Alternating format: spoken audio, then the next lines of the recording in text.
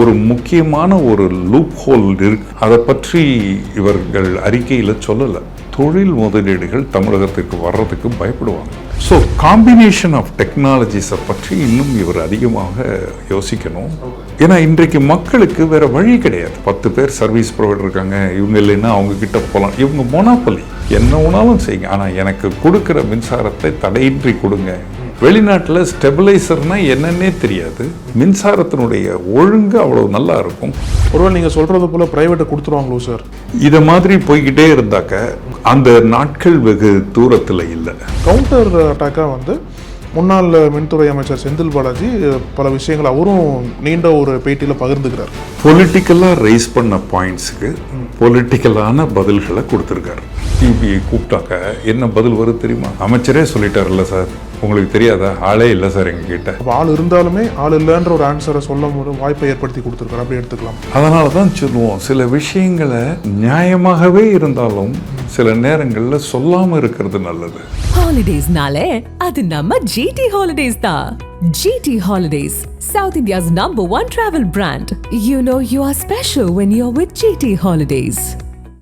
தமிழ்நாட்டுல எல்லாமே சேஞ்ச் ஆயிடுச்சு. உங்க நகையையும் சேஞ்ச் பண்ணுங்க. உங்க பழைய நகைக்கு கிராமுக்கு 150 ரூபாய் கூடுதலா வாங்கி புது நகை எடுத்துக்கோங்க. அதே கம்மி சேதாரம் தான் உங்க லலிதால மட்டும்தான். நக்கீர நேயர்களுக்கு வணக்கம். இந்த சிறப்பு நேர்காணலுக்கு உங்களை வரவேற்கிறோம். இந்த நேர்காணலில் நம்மோடு இணைந்திருப்பவர் பொருளாதார நிபுணரும் இந்திய தொழில் முனைவோர் சங்கத்தின் தேசிய தலைவருமான திரு KE ரகுநாதன் அவர்கள். சார் வணக்கம். வணக்கம். அழகு. தாவேக அரசாங்கம் கொஞ்ச நாளைக்கு முன்னாடி நிதித்துறையில் ஒரு ஒயிட் பேப்பரை ரிலீஸ் பண்ணாங்க. நிதி நிலைமை எப்படி இருக்குது அப்படின்றத காட்டுறதுக்காண்டி ரிலீஸ் பண்ணாங்க. நேற்றைய தினம் மின்சாரத்துறை அதில் எந்த அளவுக்கு நம்மளோட நஷ்டம் இருக்குது, எந்த அளவுக்கு சிக்கல்கள் இருக்குது அப்படின்றத வெளிப்படுத்துறதுக்காக அதில் ஒரு ஒயிட் பேப்பரை ரிலீஸ் பண்ணாங்க. ஸோ இந்த ஒயிட் பேப்பர்ஸ் பற்றி உங்களுடைய முதற்கட்ட அப்சர்வேஷன்ஸ் என்ன சார்? நேற்று கொடுத்த மின்துறையினுடைய ஒயிட் பேப்பர்ன்றதை மிக சிறப்பாக ப்ரிப்பேர் ஆகிருந்தது. அதை பற்றி மிக அழகாக ஒரு 40 நாளில் புரிந்திருக்கிறார் அமைச்சர்ன்றது தான் சொல்லணும். எந்தவித நோட்ஸும் இல்லாமல்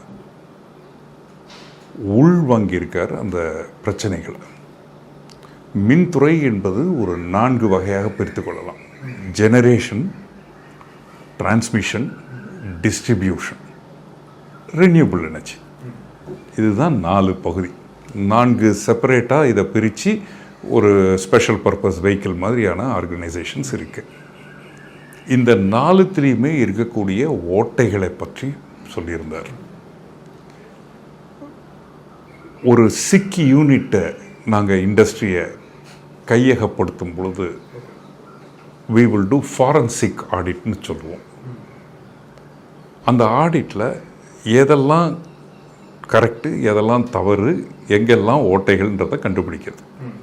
அதை 4 விதமாக பிரிச்சுப்போம். ஒன்று ஆப்ரேஷனல், இன்னொன்று HR related, human resources related, 3வது finance related, profit, loss, gains, loans, debts, receivables, subsidies இந்த கேஸில். 4வது எண்ட் யூசர் சாட்டிஸ்ஃபேக்ஷன். இதில் நிதியை பற்றி பேசிட்டார், ஆப்ரேஷன்ஸை பற்றி பேசிட்டார். எதுவும் திட்டங்கள் இல்லை, நம்மளுடைய இது கம்மியாக இருக்குது, generation is less than the demand, 1/4 தான் இருக்குது, அந்த மாதிரிலாம் சொல்லிட்டார். ஸ்டாஃப் ப்ராப்ளத்தை பற்றி பேசிட்டார். 4வதாக பேச வேண்டியது கன்சியூமர் சாட்டிஸ்ஃபேக்ஷன். இன்றைக்கு கன்சியூமர் சாட்டிஸ்ஃபேக்ஷன் TNEB பேரில் இருக்கா, டான்ஜெட்கோ பேரில் இருக்கான்னு நம்ம பார்க்குறோம். சாட்டிஸ்ஃபேக்ஷன் இல்லை. Voltage fluctuation, power availability, transparency இன் பில்லிங், இது 3மே இருக்கு. வோல்டேஜ் ஃப்ளக்சுவேஷனால் நம்ம வீட்லேயோ அல்லது தொழிற்சாலையிலோ ரொம்ப சீக்கிரமாக எக்யூப்மெண்ட் ஸ்பாயில் ஆகிடுது. குவாலிட்டி ஆஃப் பவர் இல்லாதனால அதை பற்றி பேசலை. எஃபிஷியன்சியை எப்படி நம்ம இம்ப்ரூவ் பண்ண போகிறோம், பவர் லாஸை எப்படி நம்ம நிறைவு கட்ட போகிறோம், பவர் தெஃப்டை எப்படி பிடிக்க போகிறோம், அதை பற்றி பேசல. பட் அவர் பேசுறதை கேட்கும் பொழுது ஒரு ப்ரொஃபஷ்னலாக இருந்தது, ஒரு டீட்டெயில்டாக இருந்தது, ஒரு டெப்த்தில் அதை அனலைஸ் பண்ணியிருக்கிறத பார்க்குறோம். இங்கே ஒன்று அங்கே ஒன்றுன்னு பொலிட்டிக்கல் ஸ்டேட்மெண்ட்ஸ் இருக்கலாம், அதை கொஞ்சம் நீக்கிட்டு நம்ம சப்ஸ்டன்ஸை பார்த்தோம்னா இந்த பிரச்சனைகள் இருக்குன்றது தெரியுது. இப்போ நம்ம ஒரு டாக்டர் கிட்ட போகிறோம், நம்ம உடல்நிலையை பற்றி விசாரிக்கும் பொழுது அவர் ஸ்கேனிங் ரிப்போர்ட்லாம் எடுத்துட்டு கொஞ்சம் டஃப்பாக எனக்கு சொல்ல ஆரம்பித்தாருன்னா எனக்கு வேர்த்துரும், பயம் வரும், ஒரு இன்செக்யூர்டு ஃபீலிங் வரும். கடைசியாக நான் அந்த டாக்டரை கேட்குறது, இவ்வளவு சொன்னீங்க, எனக்கு இவ்வளவு நோய்களினுடைய அறிகுறி இருக்குன்னு சொன்னீங்களே, இதை எப்படி நீங்கள் தீர்க்க போகிறீங்க, உங்களுடைய ப்ரிஸ்கிரிப்ஷன் என்ன டாக்டர்னு சொல்லுவோம். நிதிநிலை அறிக்கையை கேட்ட பொழுதும் பேய் அரைஞ்ச மாதிரி தான் இருந்தது. ஓ இவ்வளோ இருக்கா, இதிலேருந்து எப்படி மீள போகிறோம், எப்போ மீள போகிறோம். இந்த அறிக்கையை கேட்கும் பொழுதும் ஓ எப்படி இருக்குது நிலைமை, யார் தப்பு யார் ரைட்டுன்றதை விட்டுருவோம், இனிமேலாவது சரியாக பண்ணணுமே. ஸோ அந்த ஆஸ்பெக்டில் ஒரு நம்பிக்கையை வளர்க்கக்கூடிய ஒரு பேச்சாகத்தான் நேற்றைய ஒயிட் பேப்பரினுடைய ஸ்பீச்சு அமைச்சர் சிடிஆர் நிர்மல்குமாரோடையதை பார்க்க முடிஞ்சது. ஒரு பக்கம் அவர் நம்பிக்கை அளிக்கும் விதமாக பல கருத்துக்களை பகிர்ந்துக்கிட்டாலும் இன்னொரு பக்கம் என்ன ஒரு கேள்வி இருக்கு அப்படின்னா, நீங்கள் சொன்னது போல் என் யூசர் கன்சியூமர்ஸ் அவங்கள வந்து பெருசாக வந்து திருப்திப்படுத்தலை அப்படின்ற மாதிரி ஒரு பார்வை பார்க்கப்படுதில்லை. இல்லை குறிப்பாக என்னென்னா கன்சியூமர்ஸ்னு வரும்போது இது வந்து லாபகரமான துறை கிடையாது, அது வந்து சேவைத்துறை, சேவைத்துறையில் வந்து கடன்கள் இருக்க தான் செய்யும் அப்படின்ற மாதிரி ஒரு கருத்து அவங்களுக்கு அகென்ஸ்டாக வைக்கப்படுது. ஸோ இப்போ வந்து நீங்கள் சொன்னது மாதிரி பிரச்சனைகள் இருக்குன்னு சொல்லிட்டாங்க, டயக்னோஸ் பண்ணிட்டாங்க, ஆனால் பிரச்சனைகளுக்கு தீர்வு சொல்லலை. அப்போ சேவைத்துறை அப்படின்னா கடனை மட்டும் நம்ம முன்னிறுத்தி முன்னாடி இதுக்கு முன்னாடி இருந்த ஆட்சியாளர்களை குறை சொல்றதை தாண்டி இன்னும் எப்படிலாம் நம்ம வந்து கன்சியூமர்ஸ்க்கு சேவை பண்ணணும் அப்படின்ற ஒரு விஷயம் லேக்காக தானே பார்க்கணும். நம்ம எப்படி பண்ண போகிறோன்றத ஓரளவுக்கு கோடு காமிச்சிருக்காரு. அதாவது மேன் பவர் ஷார்ட்டேஜ், இன்னொரு 20,000 பேரை உடனடியாக எடுக்க வேண்டிய சூழ்நிலை எடுத்துருவேன் அப்படின்னு இருக்கார். நிறைய சப்ஸ்டேஷன்ஸு டிரான்ஸ்ஃபார்மர்ஸை ஆர்டர் பண்ண போகிறோம், அதை வந்து ஸ்டாக்கிங் பண்ண போகிறோன்னு இருக்கார். சூரிய ஒளி மின்சாரம் பேட்டரி ஆப்ரேட்டடாக கொண்டு வரணும் அப்படின்றத பற்றி பேசியிருக்கார். பம்ப்டு ஸ்டோரேஜை அதிகப்படுத்தணும்னு பேசியிருக்கார். பீக் டிமாண்ட் 24,000 மெகாவாட் இருந்த நேரத்திலே நம்மளது உற்பத்தியானது வெறும் 4,000 மெகாவாட் தான் ஓன் ப்ரொடக்ஷனில் இருந்தது. பர்ச்சேஸ் ப்ரைஸஸ் எல்லாம் மறுபடியும் நெகோஷியேட் பண்ணுவேன்னு சொல்லியிருக்கார். இதை மாதிரி சில விஷயங்கள் என்னென்ன பண்ண போகிறோன்றத சொல்லியிருக்கார். ஒரு அமைச்சர் புதியவர் இதை மாதிரியான ஒரு துறையில் ஒரு 30-35 நாட்களுக்குள்ள இந்த அளவு டெப்த்தாக போனதை நிச்சயமாக நம்ம அனைவருமே பாராட்ட வேண்டிய விஷயங்கள். இதோட நின்று போல அடுத்த வருஷம் எனக்கு எந்த விதமான ப்ரைஸ் இன்க்ரீஸும் கிடையாதுன்னு சொல்லிட்டார். டொமஸ்டிக் மட்டும் இல்லை, இண்டஸ்ட்ரிக்கும் கிடையாதுன்னு சொல்லிட்டார். பவர் பர்ச்சேசஸில் எந்த விதமான குறைப்பும் இருப்பதாக எனக்கு தெரியல, பண்ண முடியும்ன்றது எனக்கு தெரியல. ப்ரொக்யூர்மெண்ட்டில் லஞ்சமற்ற அல்லது கரப்ஷன்லெஸ் ப்ரொக்யூர்மெண்ட் இருக்கும்னு சொல்லியிருக்கார். அதனால் விலை குறையுமா அப்படின்றதும் என்னால் ஏற்றுக்கொள்ள முடியாது. உள்ள டீப்பில் போனால் தான் தெரியும். மூன்றாவது, ஒரு முக்கியமான ஒரு லூப் ஹோல் இருக்கு, அதை பற்றி இவர்கள் அறிக்கையில் சொல்லலை. அது என்ன அப்படின்னு பார்த்தீங்கன்னா, டிஎன்இபி டான்ஜெட்கோனுடைய பேலன்ஸ் ஷீட்டை நீங்கள் படித்து பாருங்கள். நான் வந்து மின்சார ஒழுங்குமுறை ஆணையத்தினுடைய சிறு குறு தொழில் சார்பாக இருக்கக்கூடிய ஒரு மெம்பர். டான்ஜெட்கோனுடைய பேலன்ஸ் ஷீட்டை நீங்கள் பார்த்தீங்கன்னா ஆவரேஜாக purchase price at the point of delivery 9 rupees வரும். வாங்குகிற ப்ரைஸை சொல்லலை, வாங்கிறது டிஸ்ட்ரிபியூட் பண்ணுறது டெலிவரி கொடுக்குற பாயிண்டில் ஆவரேஜாக 9 ரூபாய். சில ஃப்ரீ சப்ளைஸுக்கு கவர்மெண்ட் ஆஃப் தமிழ்நாடுலேருந்து அதை ஈடு கட்டுறாங்க, சப்சிடியாக கொடுக்குறாங்க. இவர்கள் கொடுப்பதனுடைய விலை ₹4.50. 17,000 கோடி தமிழக அரசு மானியமாக டான்ஜெட்கோ வழங்கக்கூடிய ஃப்ரீ பவருக்காக கொடுக்குது. நீங்கள் சொல்கிற வேல்யூ வந்து per year. Per year. Okay sir. ஆக்சுவலாக ₹9 கணக்கு எடுத்திருந்தால் கிட்டத்தட்ட 34,000 கோடி கொடுக்கணும் தமிழக அரசு. அந்த ரூபாயை இவங்க டான்ஜெட்கோக்கு கொடுத்தாலே டான்ஜெட்கோ வளமாகிவிடும். ஓகே, இதை முதல்ல நம்ம புரிஞ்சுக்குவோம். அதை பற்றி தொடலை. அப்போ அரசு எடுத்த கொள்கை முடிவுகளுக்கு ஏற்படக்கூடிய நஷ்டங்களை பாதி டான்ஜெட்கோ தலையிலேயே சுமத்துது. அப்போ இது நஷ்டம் கண்டினியூ தான் ஆக போகுது. இந்த யூனிட்டை ஒரு செல்ஃப் ரிலையண்ட்டாக ஆக்கணும், ப்ராஃபிட்டபிளாக ஆக்கணும், காம்படிட்டிவ் ப்ரைஸில் இருக்கணும், குவாலிட்டி ஆஃப் பவர் நல்லா இருக்கணும் அப்படின்னு எடுத்துக்கிட்டோம்னா இதெல்லாம் நம்ம பண்ண வேண்டியிருக்கு. ரெண்டாவது, இன்றைக்கு இருக்கக்கூடிய பேலன்ஸ் ஷீட்டை அவர் சொல்கிறத பார்க்கும் பொழுது, பவர் சிச்சுவேஷனை அவர் சொல்கிறத பார்க்கும் பொழுது, தொழில் முதலீடுகள் தமிழகத்திற்கு வர்றதுக்கு பயப்படுவாங்க. இவ்வளவு பவர் ஷார்ட்டேஜ் இருக்கா, அல்லது இவ்வளவு கெப்பாசிட்டி இன்ஃப்ராஸ்ட்ரக்சர் போராக இருக்கா அப்படின்னு பயப்படக்கூடிய சாத்தியங்கள் வரும். மூன்றாவது, பம்புடு ஸ்டோரேஜை பற்றி பேசுகிறோம். அது என்ன அப்படின்னு பார்த்தீங்கன்னா, தெர்மல் பவர் பிளான்ட், கீழே லோயர் ரிசர்வாயர் இருக்கும், ஹையர் ரிசர்வாயர் இருக்கும். இங்கிருந்து தண்ணி விழும்போது பவர் ஜெனரேட் பண்ணுவாங்க. சூரிய ஒளி மின்சாரம் டே டைத்தில் நிறைய இருக்கும். பீக் அவர் டிமாண்டு பொதுவாக ஈவினிங் வரும், டே டைட்டில் ஜாஸ்தியாக இருக்கும். அப்போ அது சில நேரங்களில் உற்பத்தி பண்ணுறதெல்லாம் நம்ம கன்சியூம் பண்ண முடியாது தேவைப்படும் நேரத்துக்கு. அதனால தான் நேற்று சொல்லியிருந்தார், பேட்ரி ஆப்ரேட்டட் சிஸ்டமாக இருந்தால் நீங்கள் பவரை ஜென்ரேட் பண்ணுங்கள், நீங்களே வச்சுக்கோங்க, நாங்கள் எங்களுக்கு எப்போ தேவையோ நாங்கள் அப்போ வாங்கிக்கிறோம் உங்ககிட்ட இருந்து. இரவில் தேவை, அப்போ நான் உங்ககிட்ட இருந்து வாங்கிக்கிறேன்றதான் பேட்ரி.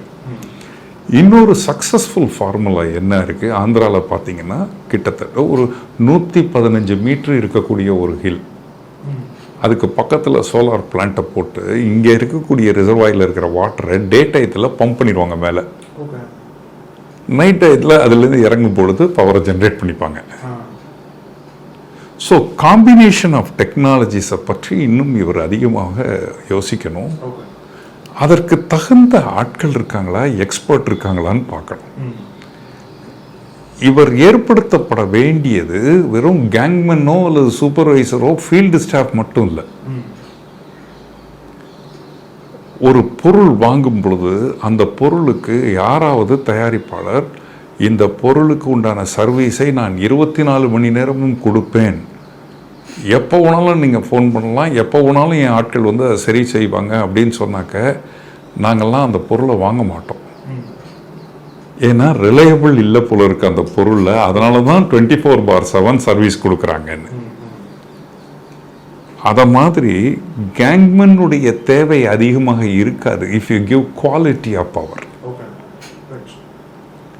இன்னைக்கு நீங்கள் எடுத்துடலாம் ஸ்டாஃபை, நாளைக்கு அவங்களுக்கு வேலை இல்லைன்னா என்ன ஆகும்?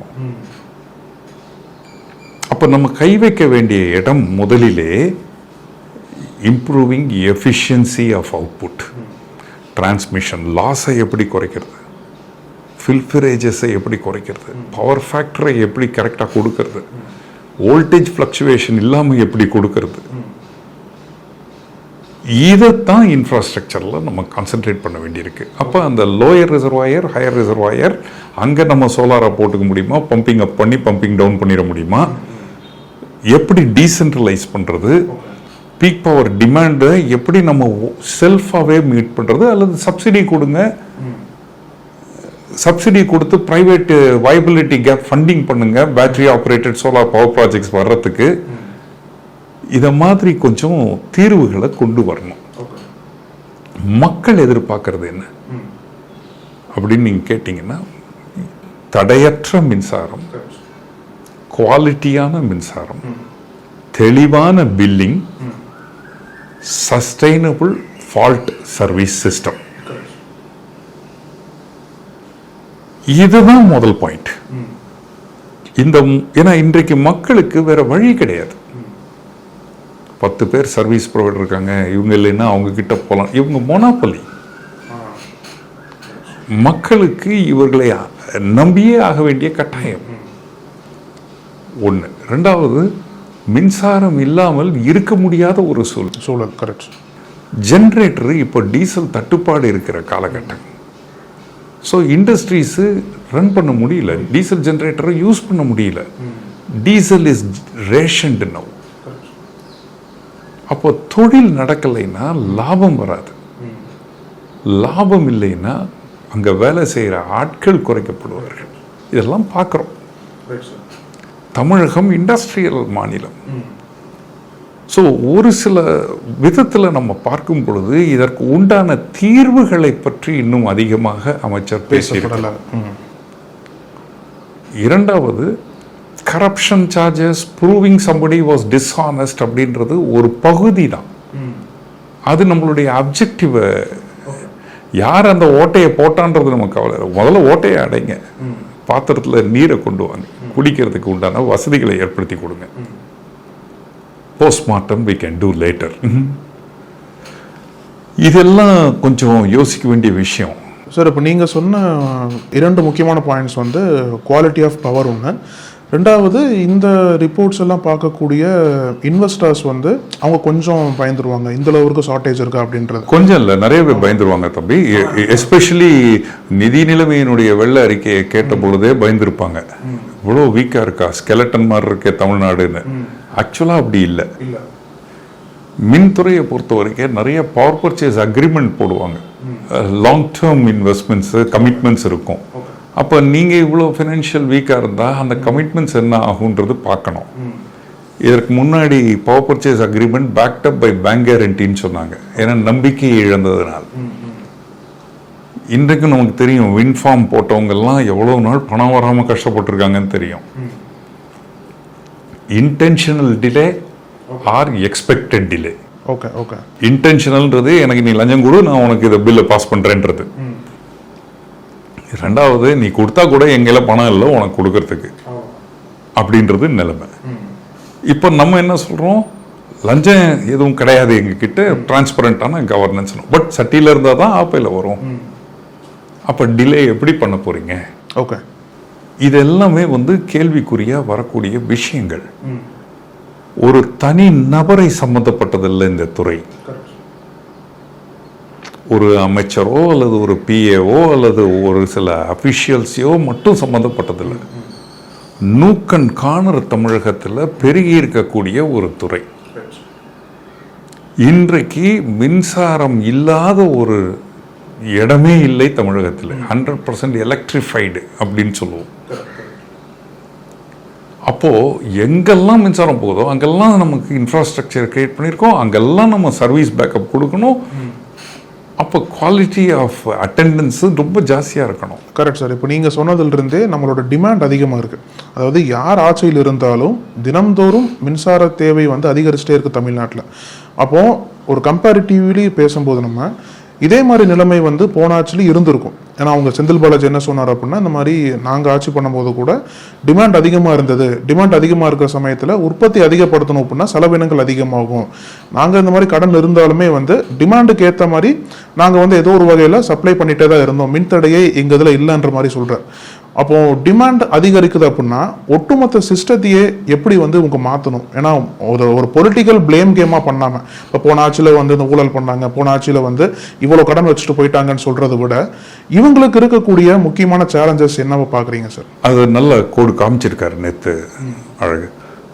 அதாவது இன்ஃப்ராஸ்ட்ரக்சரை பொறுத்த வரைக்கும் கெப்பாசிட்டி ஆஃப் தி டிரான்ஸ்ஃபார்மர்ஸ் சரியா இல்லை, பேக்கப் இல்லை நம்மக்கிட்ட, ஸ்பேர்ஸ் இல்லை நம்மக்கிட்ட, கேபிள்ஸ் நம்ம கையில் இல்லை, அதிலெல்லாம் நம்ம இன்வெஸ்ட் பண்ணவே இல்லை. இப்போ ரொம்ப பழுதடைந்த ஒரு ஃபியூஸ் கேரியர் இருக்குது அப்படின்னா அந்த ஃபியூஸ் கேரியரை மாற்றி புதுசாக போடுறதுக்கு உண்டான பாக்ஸஸ்ஸு, ஜங்ஷன் பாக்ஸஸ்லேருந்து அதெல்லாம் கூட ஷார்ட்டேஜாக இருந்திருக்கு. டூ இட் ரைட், இதுதான் முக்கியம் எங்களுக்கு. நாங்கள் அதில் 17,000 கோடி இன்வெஸ்ட் பண்ணியிருக்கோம் அப்படின்றாங்க. இப்போது ஸ்மார்ட் மீட்டரிங் வந்து ஃபியூச்சரிஸ்டிக். 2 மாத கணக்கா 1 மாத கணக்கா அப்படின்றது ஃபியூச்சரிஸ்டிக். அது ஏன்னா அதனால என்னுடைய வாழ்க்கையை நிற்காது, என்னுடைய தின ஓட்டம் நிற்காது. ஆனால் பவர் இல்லைன்னா ஓட்டம் நிற்கும். பவர் கட் வந்ததுன்னா தெருவில் கூட டிராஃபிக் ஜாம் வரும், ஏன்னா சிக்னல்ஸ் வேலை செய்யாது. இன்றியமையாதது நமக்கு வாழ்க்கையில் பவர். வைஃபை வேலை செய்யாது, டவர் வேலை செய்யாது, தண்ணி மாதிரி சார் இல்லைன்னா இன்றியமையாது. அப்போது நம்ம இதெல்லாம் ரொம்ப யோசிக்கணும். ஸோ எந்த கிராக்ஸ் லென்ஸை வச்சுக்கிட்டு நம்ம அப்படியே போயிடணும், பக்கத்தில் போயிடணும், அந்த இடத்த தான் நம்ம நிவர்த்தி பண்ணணும். சடனாக ஒரு 20,000 பேர் வந்து ரெக்ரூட்மெண்ட் பண்ணுறதுனால சுச்சுவேஷன் மாறிடாது. A cancer cannot be cured overnight. இது கேன்சர். பட் நீங்கள் ஐடென்டிஃபை பண்ணும் பொழுது கேன்சர் 4th ஸ்டேஜுக்கு அளவில் இருக்குது. நீங்கள் அதை இன்னும் பூதாகரமாக சொல்லும்போது பயமாக இருக்குது. ஒருவேளை உங்கள் யூஸ் பண்ண டோன் அந்த அளவுக்கு இருக்குன்னு பார்க்குறீங்களா, இல்லை உண்மையிலே நிலைமை வந்து மோசமாக இருக்கா? ஏன்னா மோசமாக இருந்தது அப்படின்னா இந்த அளவுக்கு தமிழ்நாட்டில் வளர்ச்சி என்பது இருந்திருக்காது. ஏன்னா இவரோட ஸ்கேல் வந்து 25 இயர்ஸை மெஷர் பண்ணி சொல்கிறார். கடந்த 5 ஆண்டுகள் மட்டும் இல்லை, 25 ஆண்டுகளுக்கும் ஒயிட் பேப்பர் ப்ரெசென்ட் பண்ணியிருக்கார். அப்போது எதில் நம்ம வந்து இந்த அளவுக்கு பயப்பட வேண்டிய தேவை இருக்குன்னு பார்க்குறீங்களா? எனக்கு அவரே பயந்துருக்காருன்னு தான் தோணுது. அவருடைய துணியை பார்த்தீங்கன்னா அவருக்கு ஒரு ஐயோ இவ்வளவு இதுவாக இருக்கே, கஷ்டமாக இருக்கே, இதிலிருந்து நம்ம மக்களை காப்பாற்றணுமே, இதில் நம்ம என்ன பண்ணலாம் அப்படின்ற மாதிரி இருக்கு. இன்னும் உள்ளே போனால் அவருக்கும் தெரியும். இப்போ சப்போஸ் 12 ரூபாய்க்கு நாங்கள் வாங்குகிறோம் பவர், அந்த நேரத்தில் ரொம்ப அதிகமான விலை கொடுத்து வாங்கியிருக்கோம் அப்படின்னு சொல்கிறவர் அதையே நெகோஷியேட் பண்ணி 10 ரூபாய்க்கு இவர்களால் வாங்க முடிஞ்சதுனால் அப்போ இவர் சொன்னதில் உண்மை இருக்கும். பட் இதோ வருவார், அடுத்தது அதுக்கு வரணும். அவர் பவர் பர்ச்சேஸ் நெகோசியேஷன் போது அவரே கற்றுக்குவார். ஓ அவ்வளவு நம்ம நினச்ச மாதிரி அவ்வளோ ஈஸி இல்லை, ஏன்னா டிமாண்ட் பேஸ்டு. அப்படி நம்ம வாங்கலைன்னா இங்கே மக்கள் கஷ்டப்படுவாங்க. ஸோ ஓன் ப்ராஜெக்ட் ப்ரொடக்ஷன் வந்து அவ்வளவு எளிதல்ல அழகு. ஒரு தெர்மல் பவர் ப்ராஜெக்ட் போடணும்னா மினிமம் 5 வருடம். ஒரு நியூக்ளியர் பவர் ப்ராஜெக்ட்னா 8 to 10 வருடம். சோலார் பவர் ப்ராஜெக்ட் போட்டுடலாம், ஒரு வருடத்தில் 1.5 வருடத்தில் நம்ம அதை கிரியேட் பண்ணிடலாம். But capital intensive. இவங்க கையில் அந்த ஸ்ட்ரென்த் இல்லை, இப்போ பேலன்ஸ் ஷீட் ஸ்ட்ரென்த் இல்லை.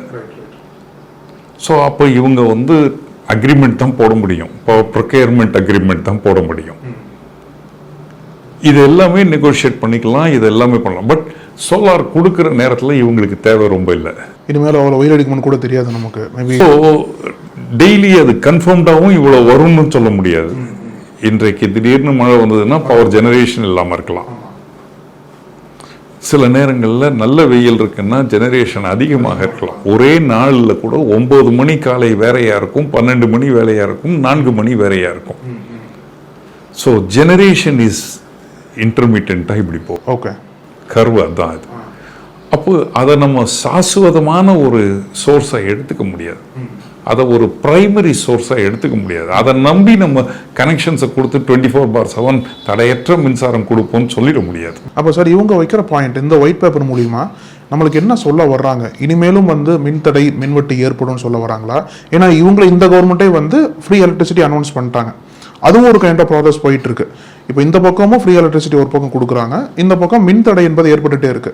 ஸோ இவங்களோட என்ன நோக்கத்துக்காக இதை சொல்ல வர்றாங்க? நம்ம அந்த டைம்லைன் கொடுத்துருக்காங்களா, எப்போ சரி பண்ணுவோன்ற மாதிரி டைம்லைன் கொடுத்துருக்காங்களா? கொடுக்கல. அது மாதிரி ஒரு மைல் ஸ்டோன்ஸ் கொடுக்கல. ஆஸ் ஆஃப் நோ இதுதான் பிரச்சனை, இந்த மாதிரி 4 ஆர்கனைசேஷன் இருக்குது, அந்த 4த்துலேயும் இவ்வளவு நஷ்டம் இருக்குது, கடந்த 25 ஆண்டுகளில் 5 ஆண்டுகளாக எவ்வளவு நஷ்டம் எவ்வளவு வரும்படி. ஆனால் 2-3 முடிவுகளை அறிவிக்கிறார் நேற்றைக்கு. ஒன்று வந்து 17,000 கோடிக்கு நாங்கள் சில பொருட்களை வாங்க போகிறோம், இன்ஃப்ராஸ்ட்ரக்சர் டெவலப்மெண்ட். அதுக்கு ஏற்கனவே சிஎம் பர்மிஷன் கொடுத்துட்டார், வாங்குகிறோம். 2வது 20,000 பேரை நாங்கள் ரெக்ரூட் பண்ண போகிறோம். ஸ்டாஃப் ப்ராப்ளத்தை ஓரளவுக்கு கண்ட்ரோலுக்கு கொண்டு வந்துட போகிறோம். 3வது பவர் இன்க்ரீஸ் பண்ண போகிறதில்ல டாரிஃபில். 4வது சூரிய ஒளியை பொறுத்தவரை நாங்கள் பேட்டரி ஆப்ரேட்டட் ஸ்டோரேஜ் சிஸ்டத்தை தான் இனிமேல் ப்ரொமோட் பண்ண போகிறோம், அதுவரை நிறுத்தி வைக்க போகிறோம். ஓகே. ஏன்னா ஒரே இடத்துல நிறைய பவர் ஜென்ரேட் பண்ணும் பொழுது அங்கே இருக்கிற டிரான்ஸ்ஃபார்மர் வீக் ஆகுது, அங்கே இருக்கிற டிரான்ஸ்மிஷன் லைன் கோளாறில் வருது. ஸோ நாங்கள் கொஞ்சம் டீப்பாக ஸ்டடி பண்ண வேண்டியிருக்கு. அதே மாதிரி பை மந்த்லி சிஸ்டத்தை கொண்டு வரதுக்கு எங்களுக்கு காலதாமதம் ஆகும், பண்ண முடியாது. ஸ்மார்ட் மீட்டரை பொறுத்த வரைக்கும் அதை நோக்கி சில விஷயங்கள் நடந்துக்கிட்டு இருக்கு. ஒரு 1.5 லட்சம் மீட்டர் அந்த மாதிரி ஒரு குறிப்பிட்ட நம்பரை சொல்லியிருக்காரு. அது கூட மின்வெட்டும் எதிர்பார்க்கலாம், நம்ம தொடர்ந்து நடக்கும் இந்த மாதிரி. என்னை பொறுத்தவரை அவரது துணியில் சொல்ல வேண்டும் என்றால் இந்த பீக் அவர் டிமாண்ட் கேப் இருந்துகிட்டு தான் இருக்க போகுது. அடுத்த சீசன் சம்மர் தான் நமக்கு பீக். இப்போ ஓரளவுக்கு நம்ம கிட்டத்தட்ட முடிவுக்கு வந்துகிட்டு இருக்கிற நேரம் இது. தாண்டிடுவாங்க. இன்னும் ஒரு 30 நாட்கள் 40 நாட்கள் கழிஞ்சு போயிடுச்சுன்னா ஓரளவுக்கு டிமாண்டு கண்ட்ரோலுக்கு வந்துடும், தாண்டிடலாம். ஆனால் அடுத்த ஆண்டு இதை மாதிரி வரக்கூடியதுலேருந்து நம்ம தவிர்க்கணும், நஷ்டத்திலிருந்து தவிர்க்கணும் அப்படின்னா முக்கியமாக இவங்க பண்ண வேண்டியது 2. அரசு கொடுக்க வேண்டிய சப்சிடி தொகையை நியாயமாக கொடுக்க வேண்டும். டான்ஜெட்கோக்கு அரசு எடுக்கக்கூடிய கொள்கை முடிவுகள், நான் இவ்வளவு 200 யூனிட் ஃப்ரீயாக தரேன்றதோ, அக்ரிகல்ச்சரல் ஃப்ரீயாக தருவேன்றதோ, இது எல்லாமே அரசனுடைய கொள்கை முடிவுகள், மேனிஃபெஸ்டோ பேஸ்டு டெசிஷன்ஸ். அதற்கு உண்டான ஈடுகட்ட வேண்டிய தொகையை டான்ஜெட்கோக்கு நியாயமாக வழங்க வேண்டும். இது முதல்ல அரசு செய்ய வேண்டியது. இரண்டாவது செய்ய வேண்டியது பவர் ஜெனரேஷன். இவங்களால ரொம்ப முடியாது, பட் யார் ஜெனரேட் பண்ணணும்னு நினைக்கிறாங்களோ அவங்க கூட புரிந்துணர்வு ஒப்பந்தங்கள், வயபிலிட்டி கேப் ஃபண்டிங்கை பண்ணணும். பேட்டரி ஆப்ரேட்டட் சிஸ்டம் வந்து எக்ஸ்பென்சிவ் சிஸ்டம். ஸோ அப்போ நம்ம அவங்க கொடுக்குற ப்ரைஸ்லேயே மட்டும் பண்ணிகிட்டு இருக்க முடியாது. ஸோ வயபிலிட்டி கேப் ஃபண்டிங்கை இவங்க கொடுத்தாகணும். என்னால் முழு தொகையை உங்கள் பவர் பிளான்ட் நிறுவனத்துக்கு கொடுத்து எங்களுக்கே ஓன் பண்ணக்கூடிய சக்தி எங்களுக்கு இல்லை, நீங்கள் பண்ணுங்க. எங்களால் இந்த 2000 ரூபாய்க்கு மேலே கொடுக்கவும் முடியாது. ஸோ 2000 ரூபாய்க்கு கொடுக்கணும்னா உங்கள் இன்வெஸ்ட்மெண்ட் எவ்வளோ இருக்குன்னு ஒர்க் பண்ணிடலாம். அந்த இன்வெஸ்டருக்கு மேலே இருக்கிறத முன்னா நான் கொடுத்துட்றேன் சப்சிடி. அதுதான் viability gap fund. Okay okay sir. ஃபில்ஃபரேஜஸை நிறுத்தணும். கொக்கி போட்டு எடுக்கிறது, மீட்டரை சபட்டேஜ் பண்ணுறது, ஓவர் கன்சியூம் பண்ணிட்டு ஏமாத்துறது, திருட்டுத்தனம் பண்ணுறது, அக்ரிகல்ச்சரில் பவரை வாங்கிட்டு வீட்டுக்கு இழுத்துடுறது, சப்சிடைஸ்டு பவரை வாங்கிக்கிட்டு கமர்ஷியலாக யூஸ் பண்ணுறது, இதை மாதிரி இருக்கக்கூடிய ஃபில்ஃபரேஜஸை நிறுத்தணும். இதெல்லாம் அவர் வந்து உடனடியாக பண்ணால் என்னை பொறுத்தவரை ஒரு 3-4 ஆண்டுகளுக்குள்ள ஓரளவுக்கு மின்துறையை கட்டமைப்பில் கொண்டு வரலாம். சார், நீங்கள் சொல்கிற அந்த ஓரளவுக்கு நம்ம எப்படி புரிஞ்சுக்கலாம்? இப்போ நேற்றுக்கு அமைச்சர் சொன்னது என்னென்னா, தமிழ்நாட்டுடைய மின் தேவை வந்து 22,000 மெகாவாட் கிட்ட இருக்குது அப்படின்ற மாதிரி ஒரு மெஷர்மெண்ட் வைக்கிறார். ஸோ அது வந்து மிகப்பெரிய ஒரு டிமாண்ட் நமக்கு. அதில் வந்து எப்படி மேட்ச் பண்ணுறோம் அப்படின்னா, சென்டர் கொடுக்குற அலோகேஷன்ஸு, நம்மளே தயார் பண்ணுறது, ப்ரைவேட் இருந்து வாங்குறது, எல்லாத்தையுமே நம்ம வந்து பர்ச்சேஸ் பண்ணி தான் அந்த டிமாண்டை மீட் பண்ணிகிட்ருக்கோம். இப்போ நீங்கள் சொல்கிற பாயிண்ட் படி வரணும் அப்படின்னா, நம்மளே செல்ஃப் ரிலையண்ட்டாக செல்ஃப் சஸ்டைன்டாக வரணும் அப்படின்னா, அடுத்தடுத்த கட்டமாக இவங்க வந்து எதை நோக்கி போனால் நம்ம வந்து செல்ஃப் சஸ்டைனாக வர முடியும் எலக்ட்ரிசிட்டியில் பொறுத்தளவில்? அதுதான் நான் குறிப்பிட்டது. Efficiency improvement, transmission loss. வேறு ஏதாவது மெத்தடாலஜியில் நம்ம இன்னும் டிரான்ஸ்மிஷனை கம்மியாக எடுத்துகிட்டு, லாஸ் இல்லாமல் எடுத்துகிட்டு போக முடியுமா? இப்போ வந்து 2 units produced is equivalent to 1 unit consumed. அந்த அளவுக்கு லாஸஸ் வருது. அப்போ நம்ம எஃபிஷியன்சி இம்ப்ரூவ். அப்போ டீசென்ட்ரலைஸ்டு பவர். சப்சிடி எங்கெல்லாம் நம்ம கொடுக்குறோமோ அந்த இடங்களுக்கெல்லாம் செல்ஃப் கெப்பாசிட்டியை பில்டு பண்ணுறதுக்கு ஒன் டைமாக நம்ம ஏதாவது சப்போர்ட் பண்ணணும். இப்போ வீடுகளுக்கு நீங்கள் கொடுக்குற power is very less subsidised price. 4,000 ரூபாய். நான் சொன்னது வந்து 9 ரூபாய் பாயிண்ட் ஆஃப் டிஸ்ட்ரிபியூஷனில் பவர் காஸ்ட் ஆவரேஜாக. வீடுகளுக்கு நீங்கள் குறிப்பிட்ட அளவு வரை 4,000 ரூபாய்க்கு கொடுக்குறீங்க. அப்போ அந்த குறிப்பிட்ட அளவு கொடுக்கறத நம்ம எப்படி குறைக்கலாம்? அப்போ அவங்கள ஓன் ஜெனரேஷனுக்கு அதிகப்படுத்தலாமா? சோலார் அல்லது ஸ்மால் விண்ட் டர்பைன், இதுக்கு சப்சிடி ஏதாவது கொடுக்கலாமா? அவங்களுக்கு இன்சென்டிவை கொடுத்து ஒன் டைம் இன்வெஸ்ட்மெண்ட்.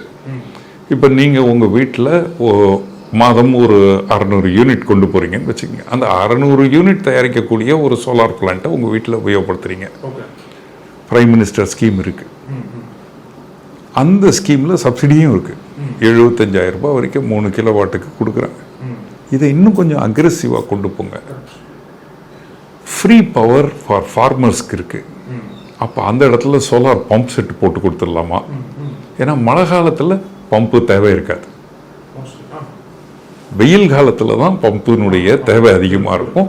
டே டயத்தில் தான் அந்த பம்புகள் ஓட போகுது. அப்போ நம்ம சோலார் பவர் பிளான்ட் போடலாமா? இதற்கு முன்னாடி அறிவிக்கப்பட்ட சூரிய பம்புகள் திட்டம் பல இடங்களில் ஃபெயிலியர்.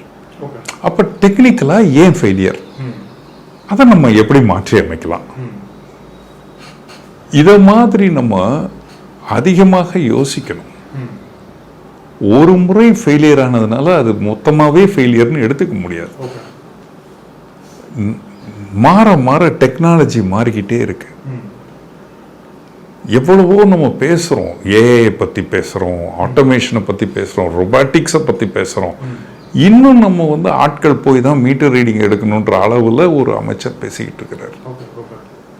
எங்களால் 2 மாத கணக்கே 1 மாதத்தில் முடிக்க முடியாது, ஆள் இல்லை அப்படின்ற பொழுது இது எப்படி நம்ம ஆட்டோமேட் பண்ணுறது? இதை எப்படி நம்ம மாற்றி அமைக்கிறது? எவ்வளவோ பண்ணிடலாம். நம்பணும் மக்களை. இப்போ சப்போஸ் எனக்கு எவ்ரி மந்த் 25ஆம் தேதி உங்கள் மீட்டர் ரீடிங்கை நீங்களே ஒரு ஃபோட்டோ எடுத்து எங்களுக்கு இந்த நம்பரில் நீங்கள் வாட்ஸ்அப் பண்ணிவிடுங்க, அதை நாங்கள் அப்படியே எடுத்துக்கிறோம். சர்ப்ரைஸ் இன்ஸ்பெக்ஷன் வருவோம். அந்த நேரத்தில் நீங்கள் எடுத்த ரீடிங்க்கும் இதுக்கும் டிஃப்ரென்ஸ் இருந்தால் அந்த டிஃப்ரென்ஸை 4 மடங்கு உங்ககிட்ட இருந்து வாங்கிடுவோம்.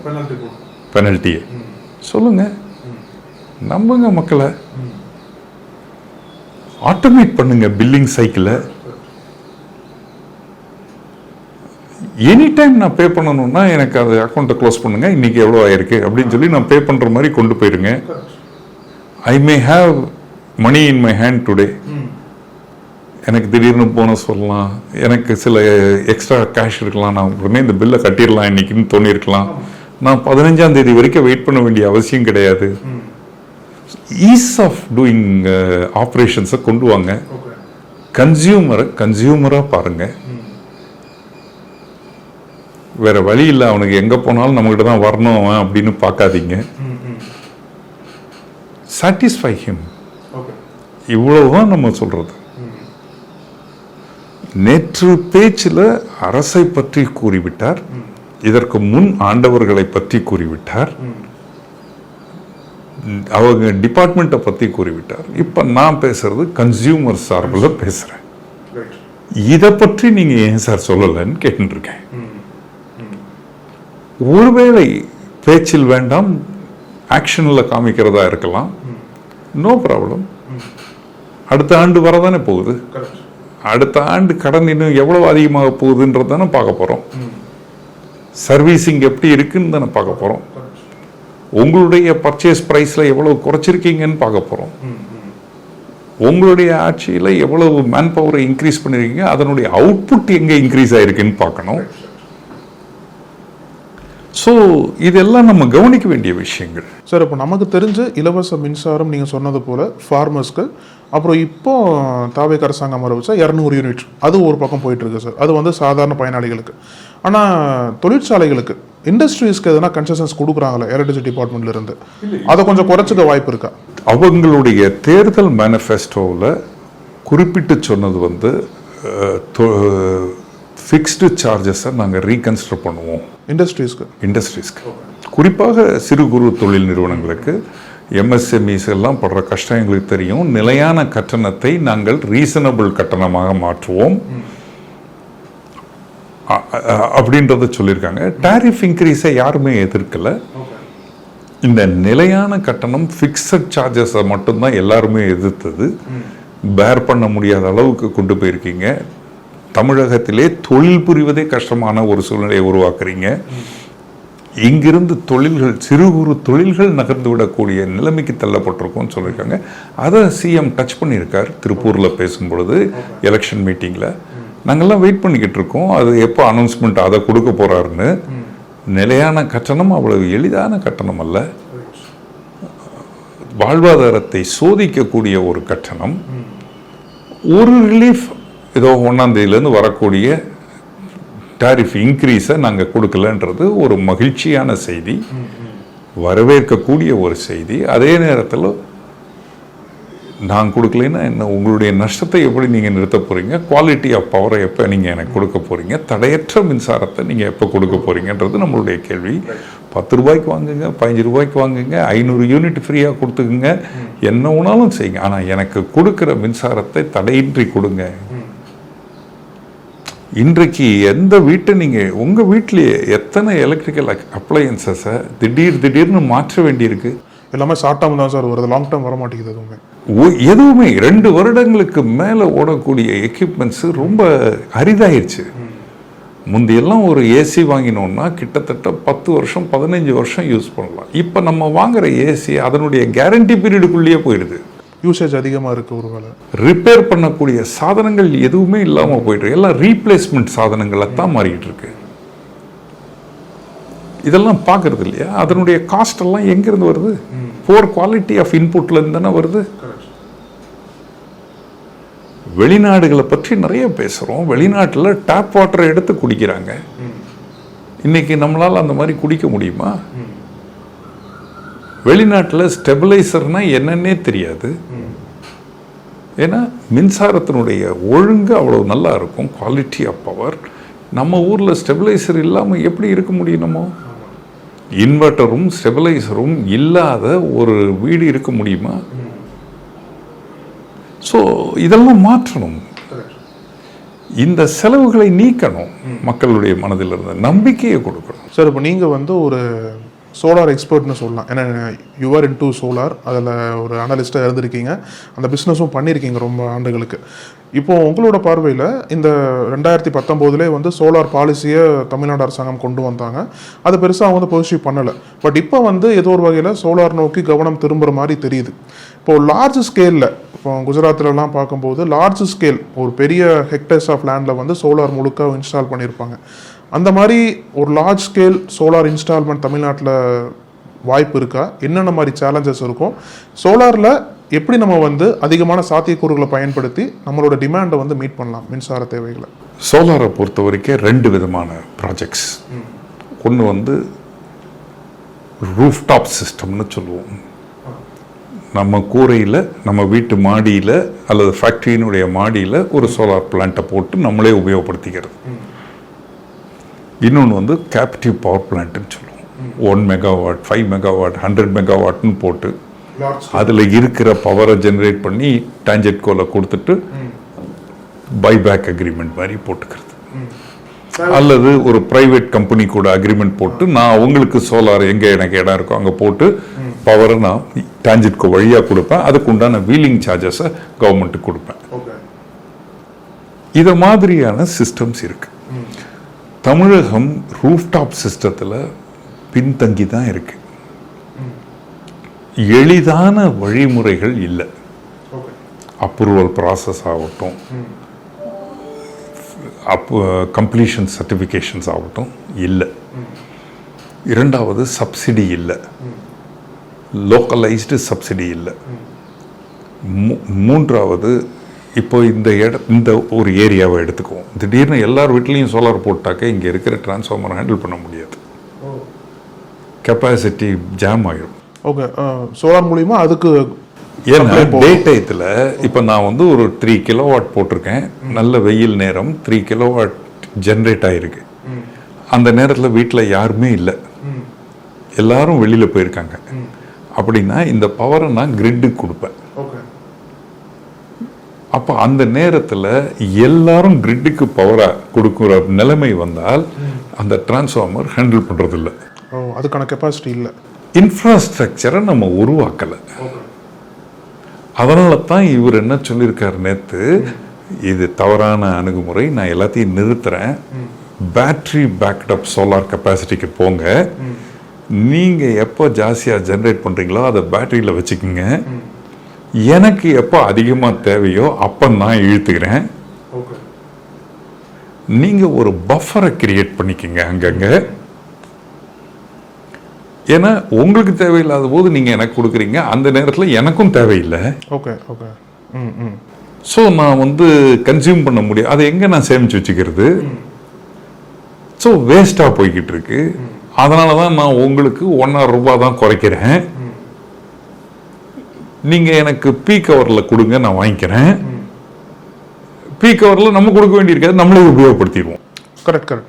புரியுதோ இல்லையா? இப்போ சாயங்காலம் நான் வீட்டிலேருந்து வரச்சே என்னுடைய பேட்டரி ஃபுல்லாக இருக்குது, அதில் 15 kWh யூனிட் இருக்குது அப்படின்னாக்க நான் அதை மொத்தத்தையும் நைட்டுக்குள்ளே நான் யூஸ் பண்ணிப்பேன். ஸோ பேட்ரி சிஸ்டம் போங்க அப்படின்றது தான் நேற்று சொன்ன ஒரு நல்ல அறிவிப்பு. அதே மாதிரி இந்த நான் சொன்ன பம்பிங் ஸ்டேஷன்ஸ், கீழேருந்து மேலே டே டயத்தில் பம்ப் பண்ணிடுறது வாட்டரை, மறுபடியும் நைட்டில் இறக்குங்க, பவரை ஜென்ரேட் பண்ணிக்கங்கன்றது. இதை மாதிரி கொஞ்சம் ஃப்ளோட்டிங் டெக்னாலஜிஸை பற்றி பேசியிருந்தோம். லேண்ட் காஸ்ட் ஜாஸ்தியாக இருக்கிறதுனால ஃப்ளோட்டிங் டெக்னாலஜிஸ் நிறைய வந்துக்கிட்டு இருக்கு. இன்னும் சோலார் விண்டு ரெண்டையும் கம்பைன் பண்ணக்கூடிய டெக்னாலஜிஸை என்கரேஜ் பண்ணணும். இதை பற்றிய சாத்தியக்கூறுகள், ஏன்னா நமக்கு வந்து கோஸ்டல் லைன் ஜாஸ்தி, காற்றினுடைய வீச்சு ஜாஸ்தி, நம்பர் ஆஃப் டேஸ் சன்லைட்டும் ஜாஸ்தி, 320 நாட்கள் சூரிய ஒளி இருக்கக்கூடிய மாநிலம். அப்போ நம்ம வந்து இன்னும் அதிகமாக இதை உபயோகப்படுத்தியிருக்கணும்.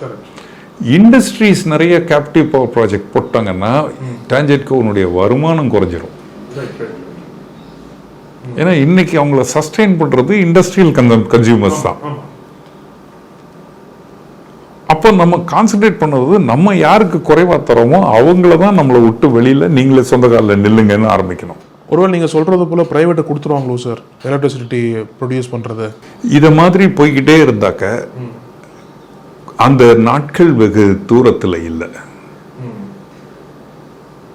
இதை மாதிரி நான் சொல்கிறது வந்து ஒரு குவாலிட்டி ஆஃப் பவர் நான் கொடுக்க மாட்டேன்றேன், என்னால் வந்து ஃபால்ட்டை கரெக்ட் டயத்துக்கு அட்டன் பண்ண முடியல. எப்படி பிஎஸ்என்எலுக்கு அகெயின்ஸ்டாக ப்ரைவேட் பிளேயர்ஸ் வந்தாங்களோ அதே மாதிரி இதான கம்ப்ளைண்ட் இருந்தது. சிக்னல் வரல, வெயிட்டிங் டைம் ஜாஸ்தியாக இருக்குது, குவாலிட்டி நல்லா இல்லை, ரிப்பேர்னா யாரும் வந்து பார்க்க மாட்டேன்றாங்க. இந்த கம்ப்ளைண்ட்னால தானே மீதி பேர் உள்ளே வர ஆரம்பிச்சார். ஆமாம் ஆமாம். அப்போ அதே மாதிரி வந்துடும்ல சார். பெரிய ஒரு கேள்வி சார், இப்போ நேற்றைய தினம் அமைச்சர் வந்து பல விஷயங்களை பகிர்ந்துக்கிட்டார். இந்த மாதிரி மேன் பவர் ஷார்ட்டேஜாக இருந்தது போன ஆட்சியில்னு சொன்னார். இவ்வளோ கடன் இருக்கு, அதாவது நிதி தொடர்பான வெள்ளை அறிக்கையிலேயே அதிகமான கடன் வந்து மின்சாரத்துறை தான் இருக்குன்ற மாதிரி சொல்லியிருந்தாங்க சார். இப்போ இந்த குற்றச்சாட்டுகள், இந்த கருத்துக்கள்லாம் வந்து கவுண்டர் அட்டாக்காக வந்து முன்னாள் மின்துறை அமைச்சர் செந்தில் பாலாஜி பல விஷயங்களை அவரும் நீண்ட ஒரு பேட்டியில் பகிர்ந்துக்கிறார். அவர் நிர்மல்குமார் சொன்ன எல்லாத்துக்கும் மறுப்பு தெரிவிக்கிறார். எங்கள் ஆட்சியில் வந்து மின்தடையே இல்லை அப்படின்ற மாதிரி பல விஷயங்களை அவரும் கோட் பண்ணுறார். ஸோ இவரோட பதிலுரையை நீங்கள் எப்படி பார்க்குறீங்க? பொலிட்டிக்கலாக ரைஸ் பண்ண பாயிண்ட்ஸுக்கு பொலிட்டிக்கலான பதில்களை கொடுத்துருக்காரு. என்னுடைய உண்மையான கவலைகள் ஒரு கன்சியூமராகத்தான் பார்க்குறேன். நீங்கள் என்ன ஒன்றா பண்ணிக்கிங்க, உங்களுக்குள்ள யாரை வேணாலும் ப்ளேம் பண்ணிக்கோங்க, உங்களுக்குள்ள யாரை வேணாலும் கண்டுபிடிச்சி தண்டனை வாங்கி கொடுத்துக்குங்க. ஆனால் எங்களுக்கு இந்த தண்டனையை கொடுக்காதீங்க. மின்வெட்டு அப்படின்ற தண்டனையை எங்களுக்கு கொடுக்காதீங்க. இதைத்தான் நம்ம சொல்கிறோம். ஒன்றுமே இல்லை. அழகு நேற்றைக்கு மினிஸ்டர் வந்து ஓப்பனாக சொல்லிட்டார், இவ்வளோ ஷார்ட்டேஜ், 1.5 லட்சம் பேர் இருக்கிற வேண்டிய இடத்துல 70,000 பேர் தான் இருக்காங்க, ஆளே இல்லை எங்களுக்கு, நாங்கள் 20,000 பேரை ரெக்ரூட் பண்ண போகிறோம், கடந்த இத்தனை ஆண்டுகளாக யாரும் எடுக்கலைன்னு. நேற்றைக்கு இரவு பவர் போன பொழுது டிபிஐ கூப்பிட்டாக்க என்ன பதில் வருது தெரியுமா? சார் ஆளே இல்லை சார், அமைச்சரே சொல்லிட்டார்ல சார், உங்களுக்கு தெரியாதா, ஆளே இல்லை சார் எங்ககிட்ட. அப்போ இது வந்து ஒரு அக்செப்டபிள் ஆன்சராக பார்க்குறோம். யூஸ்வலாக நாங்கள் ஒரு கம்பெனியில் திடீர்னு ஒரு ஆர்டர் வருது, நிறைய ஆள் தேவை, ஆனால் ஆள் இல்லை, ஓவர் ஒர்க்கிங் பண்ணுறாங்கன்னா நாங்கள் அவங்களுக்கு தான் ஒரு பெப்டாக் கொடுப்போம். ஐ அண்டர்ஸ்டாண்ட், ஆனால் நம்ம வந்து இந்த இடத்த தாண்டி ஆகணும், கொஞ்சம் ஓவர் டைம் பண்ணிவிடுங்க, I will give you this incentive, பாதிப்பு ஏற்படாமல் பார்த்துக்குங்க அப்படின்றத நம்ம அவங்களுக்கு நம்ம ஒரு ஊக்கத்தை கொடுத்து வேலையை எக்ஸ்ட்ராக்ட் பண்ணுவோம். இந்த வார்த்தையை சொல்லிடாதீங்க.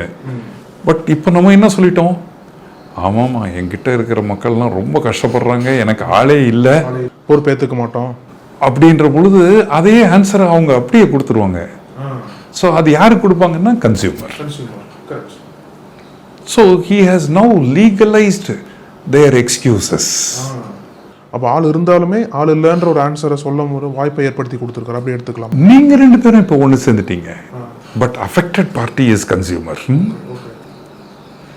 அதனால தான் சொல்லுவோம், சில விஷயங்களை நியாயமாகவே இருந்தாலும் சில நேரங்களில் சொல்லாமல் இருக்கிறது நல்லது. The doctor may be truthful to his words, but he should not say everything. சில விஷயங்கள் அவருடைய கன்சம்ஷனுக்கு, நோயாளி பயப்படுற மாதிரி ஆக்கிடக்கூடாது. ஆனால் இவங்க நிதியமைச்சர் மரிய வில்சன் ஆகட்டும், மின்சாரத்துறை அமைச்சர் நிர்மல்குமார் ஆகட்டும், இவங்க சொன்ன கருத்துக்கள், இவங்க சொன்ன பதில்களில் பொறுப்பு எடுத்துக்கிட்டாங்கன்னு நினைக்கிறீங்களா சார்? முந்தைய ஆட்சியை குறை சொல்றது மட்டும் இல்லாமல் பொறுப்பு எடுத்துக்கிட்டோம், நாங்கள் இருக்கோம், பார்த்துக்கிறோம் அப்படின்ற மாதிரி ஒரு நம்பிக்கை கொடுத்துருக்காங்களா? இவர்கள் இருவருக்கும்